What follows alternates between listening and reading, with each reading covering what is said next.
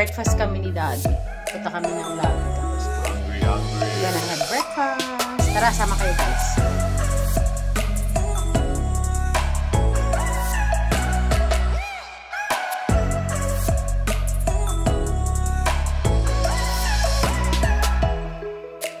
Yum! Breakfast!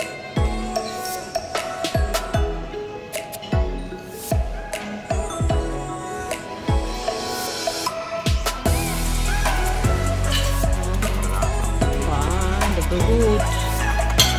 Breakfast, guys. Sarap. My husband is so happy. Happy? Yum. Nabit ko pa po.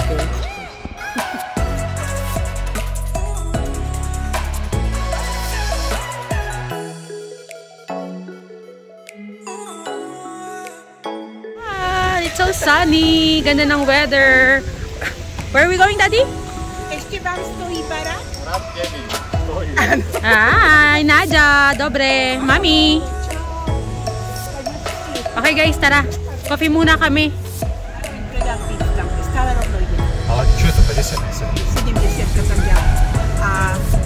Compreensível espanhol-sku dom.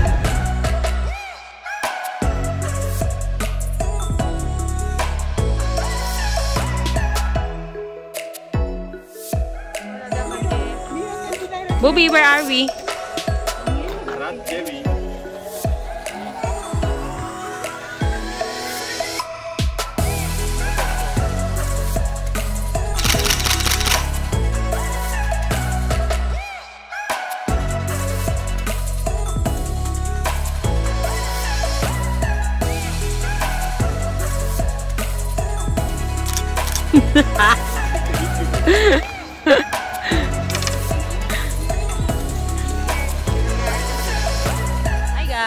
Yes, andito kami sa Jebin. Ito. So, after coffee, maglalakad kami papunta rito. It's an old castle pero ruined na siya. Yan. Kumbaga yung parang remainings na lang yung makikita natin. Alam niyo naman ako at saka aking asawa wala visiting castles, no? So, this one. We're gonna go up. Tara guys, lakaran na naman to!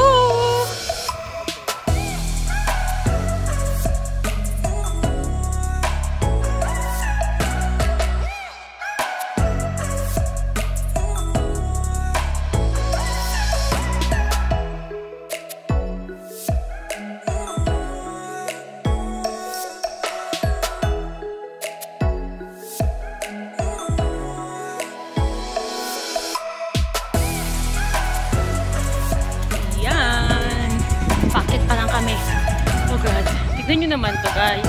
Parang painting, di ba? Grabe landscape. Look at the landscape here. Yes. O, di ba? Sobra. Tapos kahit na summer dito sa Slovakia ngayon, mainit pero mahangin. O yan guys. Ship. Mga ship. O, di ba? Tara. Diretso pa tayo. Akit pa. Hi!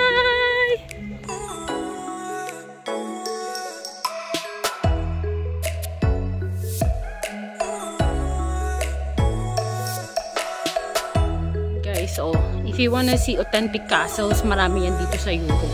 Tignan nyo, oh, di ba? Some of them are, built pa during medieval times. Pero tingnan nyo naman, may mga castle pa rin na intact. Pero, yun yung isa sa mga nagiging tourist spot mostly dito. Maraming tao gustong bumisita sa mga castles and you can see it, oh, di ba? It's amazing. Can you imagine, no, how does it look before? Nung nakatayo pa talaga to. Yes. Yan. So nice. Grabe, oh.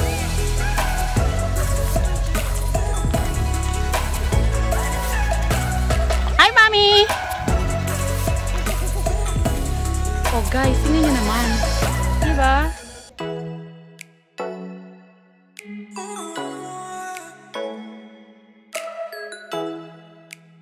Will give you a short trivia about Hirad Derbin or Castle Derbin. Okay?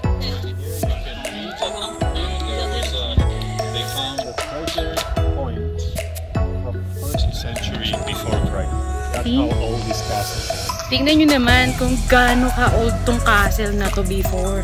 Before Christ pa, ayan o, nakaritin dito sa mga history. Diba? Amazing! Fabulous, diba? Sobra. Yes.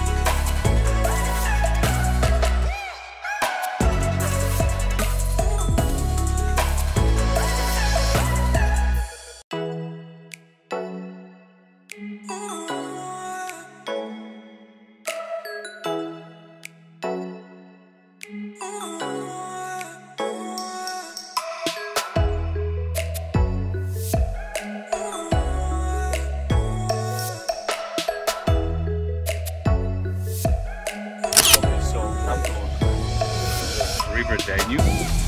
Across we have the country of Austria.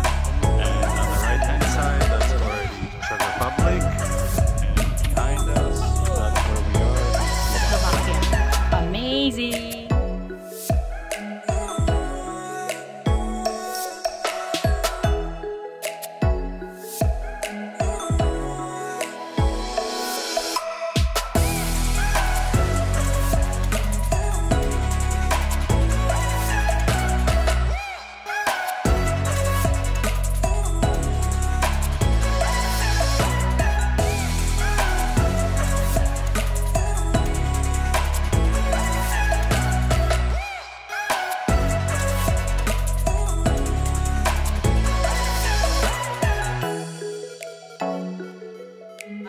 Yes, we're in a grocery. Kasi ito nyo naman, no? Look at those strawberries. Wow. For 3 euros. Can you imagine? Ang daming option. Oh, from fruits to pastry. Ang dami. Grabe. So nice. Look at that.